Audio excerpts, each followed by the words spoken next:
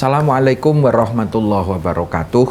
Bismillah, alhamdulillah, wassalatu wassalamu ala rasulillah wa ala alihi wa ashabihi wa mawalah, amma ba'dah. Muslimin muslimat rahimakumullah, puji syukur kita panjatkan keharibaan Allah subhanahu wa ta'ala yang terus dan terus memberikan nikmat kepada kita sekalian. Meski kita masih dalam situasi pandemi, dalam situasi musibah, tetapi ini tidak boleh sedikit pun mengurangi rasa syukur kita kepada Allah. Allah masih memberikan nikmat, kita sehat. Yang hari ini mungkin sedang sakit, Allah masih memberikan nikmat yang namanya iman, yang namanya Islam. Ini nikmat yang terbesar. Nikmat yang terbesar. Dan Allah juga masih memberikan kesempatan kita untuk menikmati keagungan bulan Dzulhijjah. Bulan Dzulhijjah yang hari ini kita rasakan. Ini memang bulan yang istimewa. Karena apa? Karena di dalamnya banyak sekali amaliyah yang khusus, peristiwa besar dalam sejarah Islam juga terjadi di bulan Dzulhijjah. Di bulan ini bagi yang sudah mampu bisa menjalankan ibadah haji, rukun Islam yang kelima. Ini adalah ibadah yang khusus hanya bisa dilaksanakan di bulan Dzulhijjah. Ashhurum ma'lumat. Meski di situ ashhur itu bisa bermakna jamak, tetapi al-hajju al-arafah. Haji itu intinya Arafah, dan Arafah itu adalah 9 Dzulhijjah. Maka haji tidak mungkin dilaksanakan di bulan selain Dzulhijjah. Di bulan ini kita juga bisa melaksanakan ibadah kurban. Sejarah Khalilullah Ibrahim alaihi salam dengan keluarganya. Ada Siti Hajar, ada Ismail. Rangkaian itu terjadi di bulan Dzulhijjah. Kita juga diberi kesempatan untuk bisa melaksanakan puasa tarwiyah, puasa Arafah. Luar biasa. Maka tidak berlebihan kalau bulan Dzulhijjah juga dikatakan sebagai bulannya keluarga Ibrahim. Satu yang dikatakan keluarga panutan.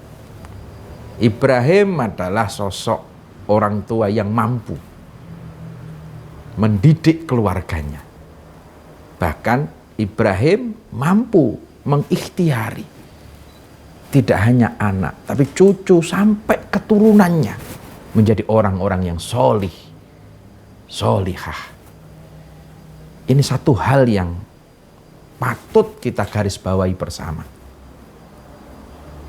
Sejarah ini bermula saat Ibrahim alaihissalam ini di Makkah. Waktu itu beliau dikenal menjadi sosok yang kaya raya, tapi juga dermawan, sugih tur lomo. Ini yang sulit. Kalau nyari orang kaya hari ini banyak, tapi yang dermawan, jarang. Atau nyari orang yang dermawan tapi nggak kaya, waduh, ya tambah angel neh iki. Sing dibagi apa? Itu kan. Ibrahim itu kaya, dermawan. Sampai Ibrahim itu mendapatkan julukan Abad Duyuf, bapaknya tamu.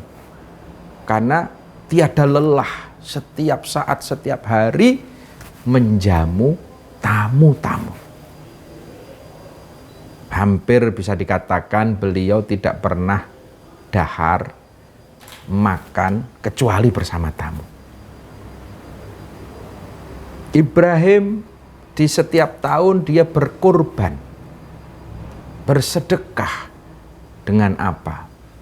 Menyembelih kambing 1000 ekor, menyembelih sapi tidak kurang dari 300, menyembelih untanya 100. Ini yang luar biasa. Tidak hanya masyarakat Mekah waktu itu yang mengakui, bahkan terkagum-kagum terhadap kedermawannya Ibrahim, sampai para malaikat pun di langit ini juga terkagum-kagum. Kok ada ya makhluk Allah yang dermawannya kayak Ibrahim, yang berkorban 1000 kambing, berkorban 100 ekor unta, 300 sapi. Ini loh. Sampai ketika para malaikat ini bergumam, terheran-heran, itu sampai ke telinganya Ibrahim. Apa jawaban Ibrahim ketika para malaikat itu terkagum-kagum? Jawaban Ibrahim sederhana. Semua ini milik Allah. Maka sudah selayaknya kalau saya persembahkan, kembalikan kepada Allah. Tidak hanya kambing, tidak hanya sapi, unta, bahkan seandainya saya memiliki anak, memiliki putra, dan Allah menghendaki untuk mempersembahkan, akan saya persembahkan kepada Allah. Allah merintahkan anak saya sembelih, akan saya sembelih.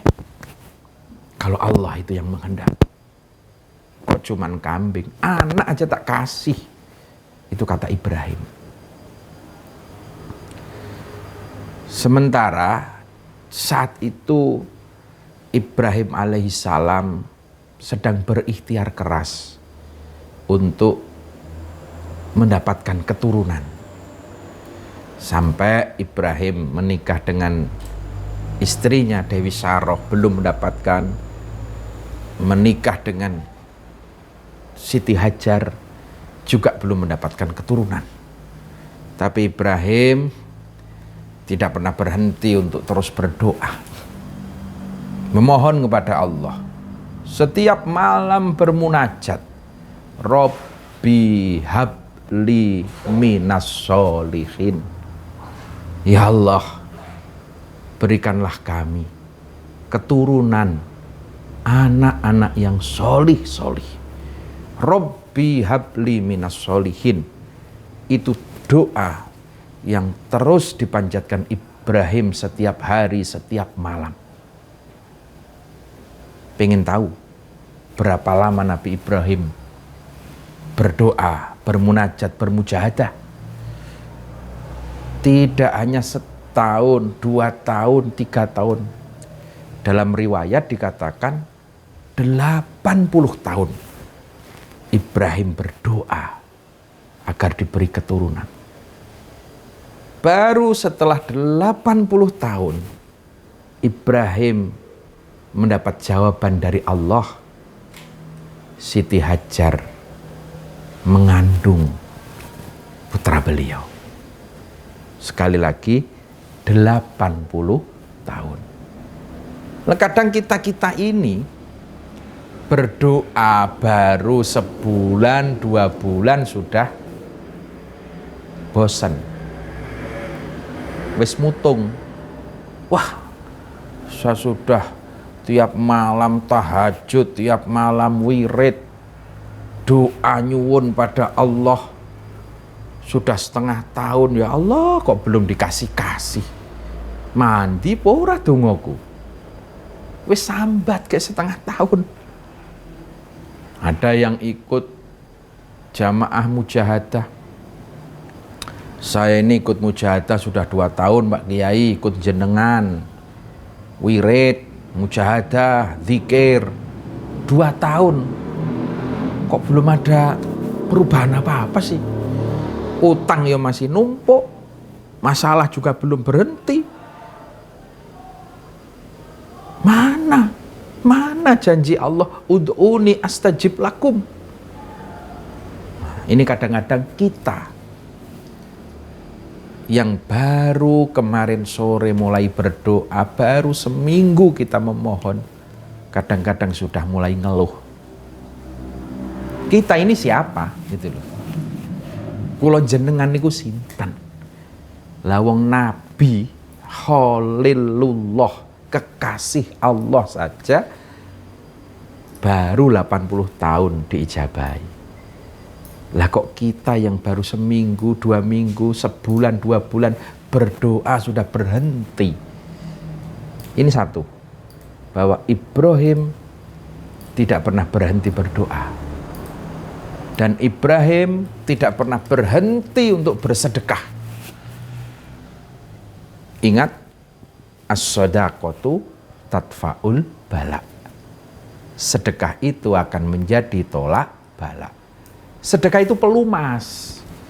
Jadi kalau Anda ingin doanya segera dikabulkan, hajat-hajatnya segera terlaksana, malam hari berdoa, siang hari kita terus bersedekah.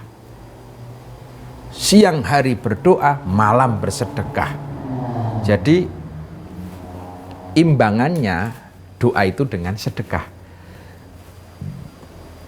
Istilahnya sedekah itu menjadi pelumas agar mara bahaya, bala yang tidak kita inginkan segera minggir, didorong dengan doa. Itu Ibrahim. Maka saat Siti Hajar hamil, Ibrahim sangat-sangat bersyukur bahwa doanya ternyata sudah dikabulkan oleh Allah. Sampai pada perjalanannya lahirlah putra laki-laki yang nama Ismail alaihis salam. Betapa bahagianya, betapa gembiranya Ibrahim ketika mendapatkan putra laki-laki yang namanya Ismail. Perjalanan terus sampai akhirnya Ismail tumbuh menjadi anak-anak. Anak yang mulai lucu, menggemaskan. Bahkan di saat Ismail berusia sekitar 7 tahun, ini anak kan sudah mulai lancar berkomunikasi, anak sudah mulai kelihatan kayak apa nanti. Nah, di saat itulah Allah ternyata mencatat apa yang pernah Ibrahim sampaikan.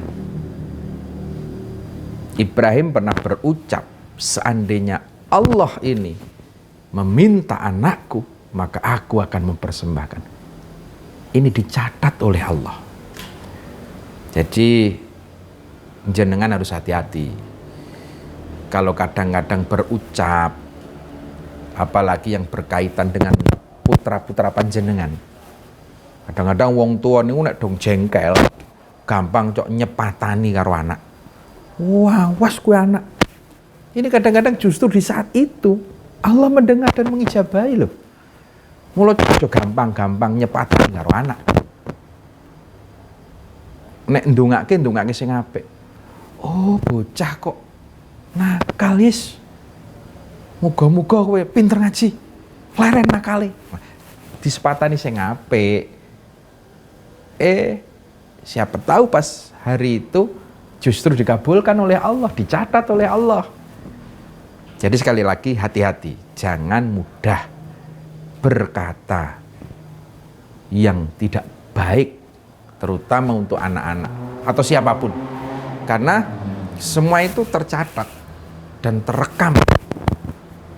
Kalau itu dikabulkan menjadi doa. Nah, itu kan. Ketika Ibrahim mengatakan, ya Allah, saya apapun yang Engkau kehendaki. Maka di saat itulah Allah menagih janji Ibrahim. Ibrahim akhirnya ditemui arafil manam, di dalam impian, bahwa Allah dawuh, Ibrahim, Ismail anakmu persiapkan segera untuk kamu persembahkan kepadaku. Ketika Ibrahim bermimpi seperti itu, Ibrahim sempat berpikir, apakah benar ini perintah Allah? Ini anak yang saya harapkan 80 tahun saya berdoa dan Allah mengijabai, kok tiba-tiba diminta lagi? Apakah benar ini perintah Allah? Ini loh, kadang-kadang kita itu seperti itu, sok gampang janji, tapi gampang juga kita melupakan. Nabi aja seperti itu, apa meneh awak dhewe, maka jangan mudah sok janji. Nah itu akhirnya Nabi Ibrahim berpikir, apakah benar ini perintah Allah? Nah, peristiwa itu terjadi pada malam tanggal 8 Dzulhijjah. Maka tanggal 8 Dzulhijjah itu dikatakan menjadi hari Tarwiyah, hari di mana Nabi Ibrahim berpikir keras antara ya dan tidak. Itu hari Tarwiyah. Maka kita disunnahkan besok tanggal 8 Dzulhijjah puasa sunnah yang namanya puasa Tarwiyah. Ini pahalanya besar sekali. Hanya Allah yang tahu pahalanya. Jangan lupa tanggal 8 Dzulhijjah puasa Tarwiyah. Setelah tanggal 8 ada keraguan-raguan, malam hari kemudian tanggal 9 Nabi Ibrahim kembali mendapatkan perintah dari Allah. Ibrahim, laksanakan apa janjimu. Berikan anakmu, persembahkan Ismail untukku, kata Allah. Nabi Ibrahim terbangun dan saat itu beliau yakin ini perintah Allah. Karena sudah 2 kali. Maka tanggal 9 Dzulhijjah itu dikatakan menjadi hari Arafah. Arafah itu maknanya tahu. Arafah bisa bermakna yakin. Kalau hubungannya dengan hati, Arafah itu yakin. Yakin bahwa ini perintah Allah harus saya laksanakan. Maka tanggal 9 dikatakan hari Arafah. Kita yang tidak melaksanakan ibadah haji disunahkan berpuasa di tanggal 9 untuk melaksanakan puasa Arafah. Itu. Kalau saudara-saudara kita yang tahun ini mungkin mendapatkan kesempatan bisa berhaji, luar biasa. Al-Hajju al-Arafah. Intinya haji itu adalah Arafah. Barang siapa yang berwukuf di padang Arafah tanggal 9 Dzulhijjah, maka Allah akan mengampuni seluruh dosa-dosanya. Kecil, besar, apapun, kecuali syirik kepada Allah, akan diampuni oleh Allah. Itu keistimewaannya Arafah. Maka haji itu adalah Arafah. Ya, setelah Ibrahim mantap bahwa ini memang perintah Allah, maka Ibrahim segera berembuk dengan Siti Hajar. Dia memanggil Bune, kalau orang Jawa gitu. Bunda, mari. Ada apa, Mas? Saya barusan mendapatkan perintah dari Allah. Perintah apa? Perintah yang berkaitan dengan Ismail, anak kita. Ada apa dengan Ismail? Allah memerintahkan Ismail untuk dipersembahkan, Ismail untuk dikorbankan. Kita serahkan kepada Allah. Coba jenengan bayangkan bagaimana perasaannya Hajar yang mengandung Ismail 9 bulan, melahirkan dengan perjuangan bahkan taruhannya nyawa. Lah kok anak sudah gede, ganteng, kelihatan pinter, tiba-tiba dipamiti untuk dikorbankan. Mungkin kalau itu yang terjadi hari ini, jawabannya ibu-ibu pasti jawab, alah pak, lah kok anakmu sing mbok korban ki, lah ya mbok bapak aja duluan yang mati, yang udah tua. Jangan dong. Kira-kira seperti itu.